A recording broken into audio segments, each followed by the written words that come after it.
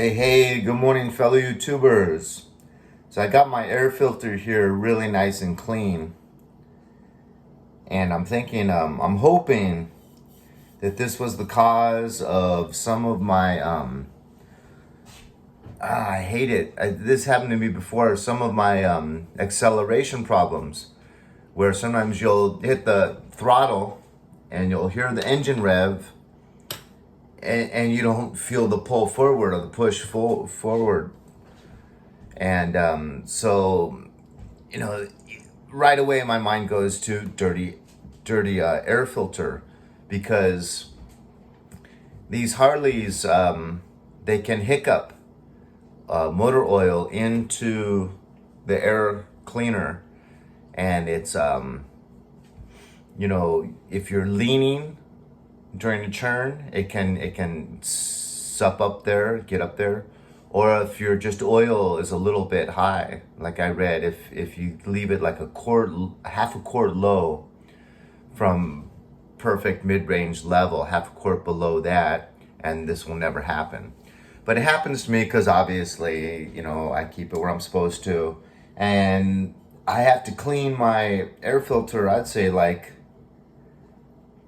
at least once a year, sometimes as much as every 6 months. So I'm hoping that's it.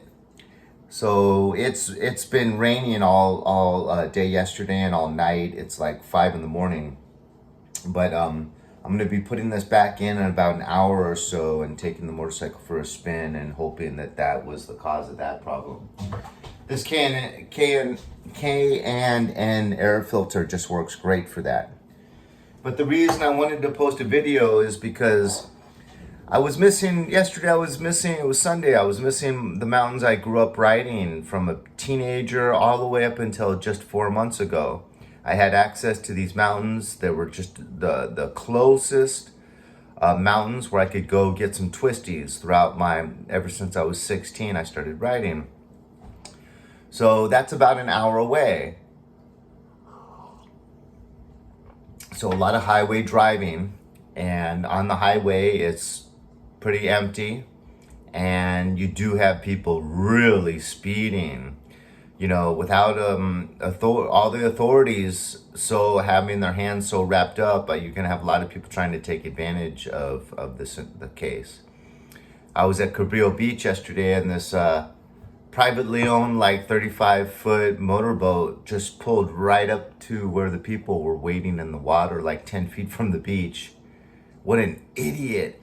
And now that guy's a certified captain. You have to be in order to own a private boat and take it out in the ocean.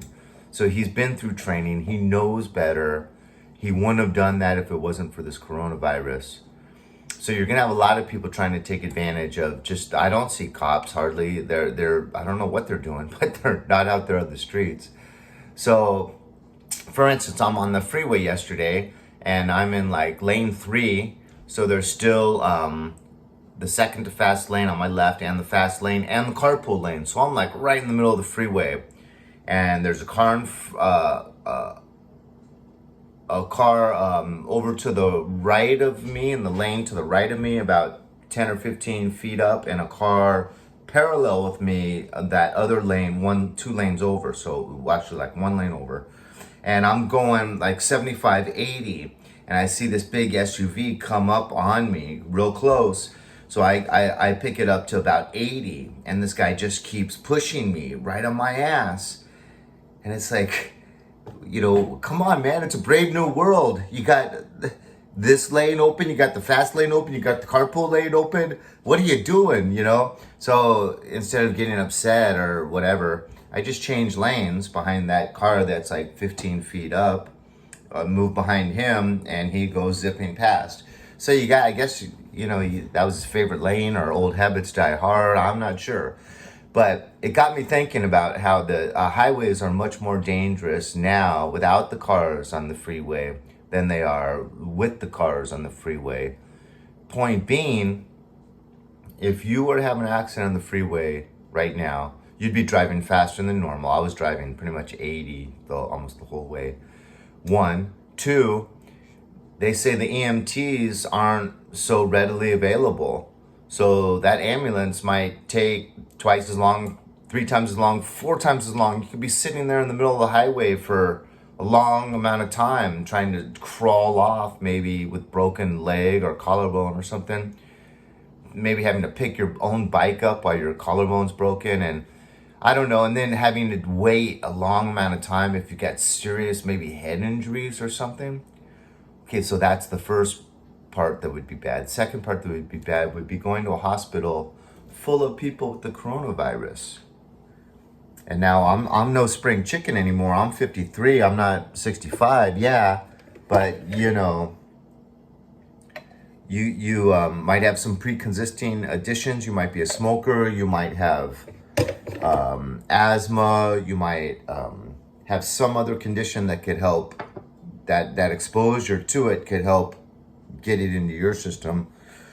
So okay, that's one. Poor response from EMT. Two, being exposed to people with coronavirus, and just a crazy situation in the hospitals right now. I'm hearing chaos, which isn't good for you when you're already kind of in shock, in a state of shock, or you're stressed out. Those things lower your immunity. So okay, so worst case scenario, you get it. Now you're sent home with broken bones and God knows what, and the coronavirus. You need someone to take care of you. Who do you want to take care of you?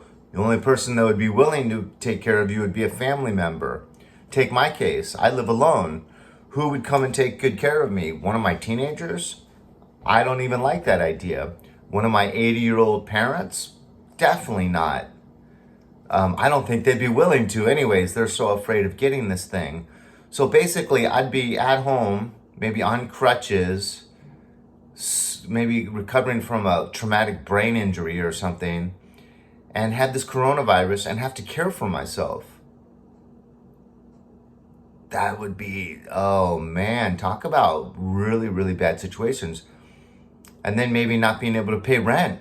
If this thing goes on long enough, and then you'd be deathly ill physically, your body would be a wreck, you'd have this coronavirus, and then you wouldn't be able to pay rent. You could be out on the street.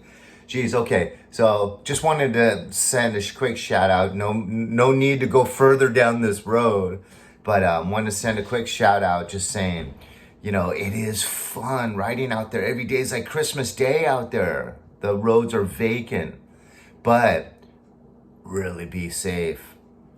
So that's why I love having a Harley, because I can drive safe and calm and really, really still enjoy my ride. When I was riding that Bonneville, I could get a little bit of fun riding it slow, but mainly, I really enjoyed the pep on that motorcycle. And so you got real peppy motorcycles. The main thing you love is experiencing that pep. So, anyways, now I'm starting to ramble, but you guys be safe to yourselves, be good to yourselves. And if you're out there on two wheels, more than ever, I think it's a really good time to be patient and careful. Like right now, the road's going to be wet pretty much all day, so if I take this bike out to test this air filter out, I'm going to want to be pretty safe. So let's keep our fingers crossed and hope that my clean air filter causes that revving problem without the horsepower kicking in. Okay, you guys, hope everyone's doing well. If you're not doing well and you're in a bad situation, tell me about it, because I'd love to just offer some empathy or sympathy. But if that's you, you got to reach out. You got to reach out to anyone and everyone that's willing to listen or help. So on that note, we got to take good care of each other. I know social distancing and we're supposed to just be alone in our houses, but there's got to be still that willingness not to just be selfish and take good care of ourselves. When those others need it, we have to put our own safety and our own health on the line and come to their aid. All right, God bless.